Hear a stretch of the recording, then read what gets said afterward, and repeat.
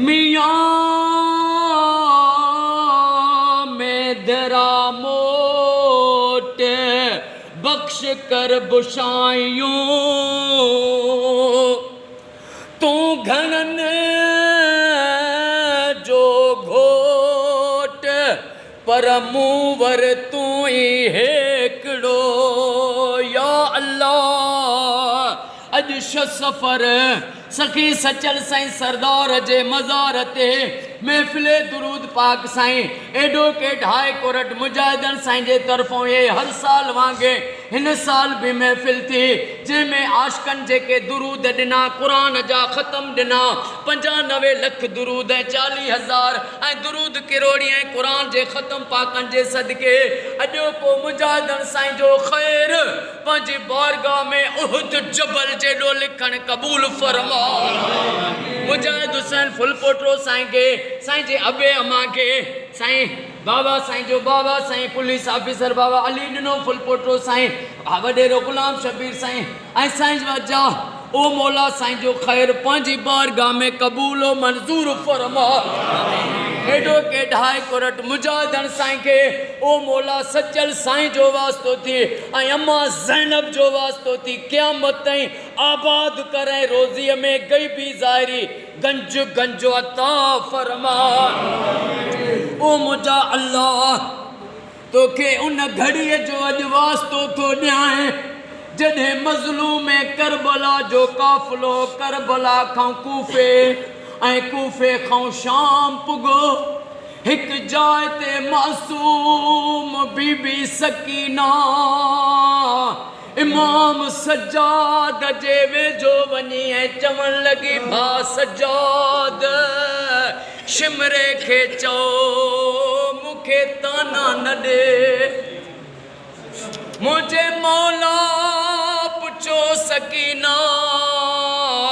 Shimmer केड़ा ताना थो ॾेई रोई करे चवण लगी भा सज्जाद शिमरो मूंखे चमाट हणी वरी चवे थो हाणे सॾ कर पंहिंजे चाचे अब्बास खे। ओ मौला उन अम्मा मासूम बीबी सकीना जो वास्तो थी ऐं सचल साईं जो कुल वलनि जो वास्तो थी एडवोकेट मुजाहिदन साईं जा मुंहिंजा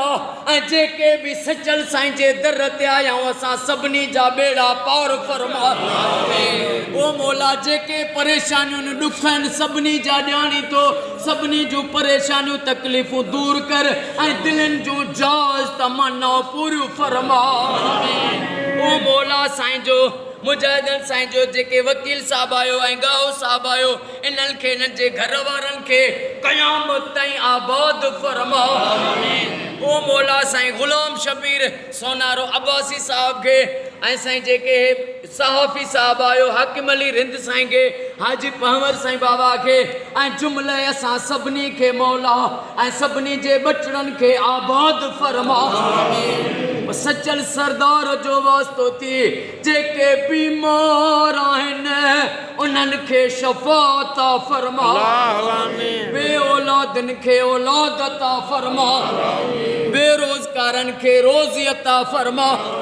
महबूब जी उम्मत खे फिरकनि खां बचा क़ुरान ऐं वली फिरकनि खां झलनि था असांजी बेन जमात में शिया सुन्नी सभु गॾु आहिनि सूफ़ियुनि जो पैगाम अमन जो पैगाम आहे। ओ मौला महबूब जी उम्मत खे अली असगर जो वास्तो थी तफ़रीक़े बाज़ी खां पनाह ॾे ऐं निजात अता फरमा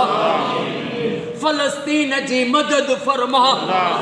इसराइल खे निस्तो नाबूद बना। अॼु जंहिं मूंखे एडवोकेट मुजाहिद साहब खे दुआउनि जे लाइ चयो उन्हनि सभिनी जो बेड़ो तार। ओ मौला जेके आख़िर में आया उन्हनि जा भी क़यामत ताईं बच्चा घर आबाद फरमा। ओ मौला अॼु हर मोमिन खे इहो इनाम ॾे त पंहिंजे घर में सलवातुनि जा लख पढ़ाए। ओ मौला ऐं अली अकबर जो वास्तो थी मूंखे वफ़ादार जमात में साथी ॾे जेके सलवात पढ़ण ऐं पढ़ाइण में मरण घड़ी ताईं साथ ॾियनि इहा दुआ अॼु क़बूल फरमा। ओ सचल मोट